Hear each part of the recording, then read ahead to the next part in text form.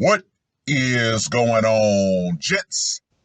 It's R.P.M. here, reporting from Mobile Command with another sick woman file. Gentlemen, it's been some time since I've done one of these. And obviously, I'm playing around with some new formats. Let me know if you like them in the comments section. This article right here, and many others I've done, showcase just how dangerous the dating apps truly can be. And this is actually a perfect counter argument for the women across TikTok and other social media sites that love to say that men who travel face some sort of danger when they go to foreign countries. However, awfully convenient, they never talk about the dangers that men face in this country. Now, this article was published on the 4th of October. Colorado Springs woman bound and stabbed Tinder date, affidavit says. Gentlemen, this is so much good information. They cannot argue this. Oh, I forgot. They refuse to argue this. Why? Because it puts a mirror right into the face of a lot of American women. And yes, a lot of them are batshit crazy. A Colorado Springs woman is accused of binding, cutting, and choking her Tinder date, according to an arrest affidavit. Officers responded to a call at around 5:45 p.m. on September 28th in the 2500 block of East Cache Laporte Street, where they arrested 22-year-old Laura Dooley and found a 21-year-old man naked and bleeding in the parking lot. Wow! Dispatchers told officers they heard a male and female voice on the line, with the male saying he was bleeding on the bed before telling someone in the background, quote unquote, "because you cut me," and quote unquote, "you're going to kill me." The man appeared to bleed from a cut on his left arm as he backed away from Dooley, who police say appeared to have blood on her hands and arms. The man told officers Dooley had tied him up and cut him. The man had matched with Dooley on Tinder and agreed to meet at her apartment, according to the affidavit. Huge mistake on his part. Why? Because he put himself into her environment. No. Gentlemen, just some humble advice. If you're going to meet women off these dating sites, which honestly, I recommend you don't do, get a hotel room that has security and cameras. Scout the location out, make your plans, inform the staff, yes, I'm going to be meeting such and such person, and make sure you have magnetic or somewhat locked rooms. They have to have a key code or something. Gentlemen, it is far too dangerous nowadays. The two talked on her couch before engaging in sex acts. Dooley bound the man's wrists and ankles together with duct tape, which he found odd but consented to. Another pro tip: trust your gut. If something seems off, more than likely it is off. And if you think something is off, remove yourself from the situation.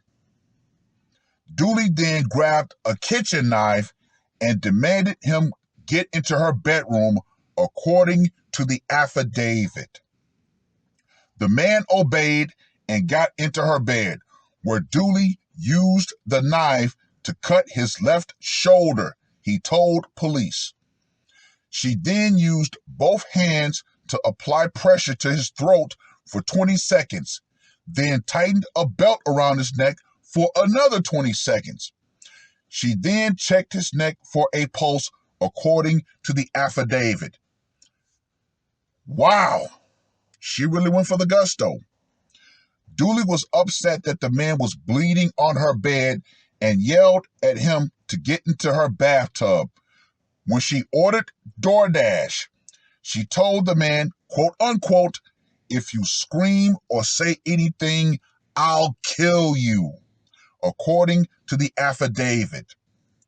Dooley took the man into her bed with her and pulled the blanket over him before they fell asleep. He noticed the knife was under the blanket and used it to cut himself free of the tape. He bumped into a table while trying to get his keys and wallet, waking Dooley.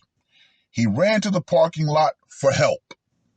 Officers found, quote unquote, a kitchen knife near the bed, several blood-soaked rags, and blood all over the bathtub, according to the affidavit. Police arrested Dooley on suspicion of second-degree kidnapping, 2 counts of second-degree assault and menacing, all felonies, in addition to a misdemeanor false imprisonment charge.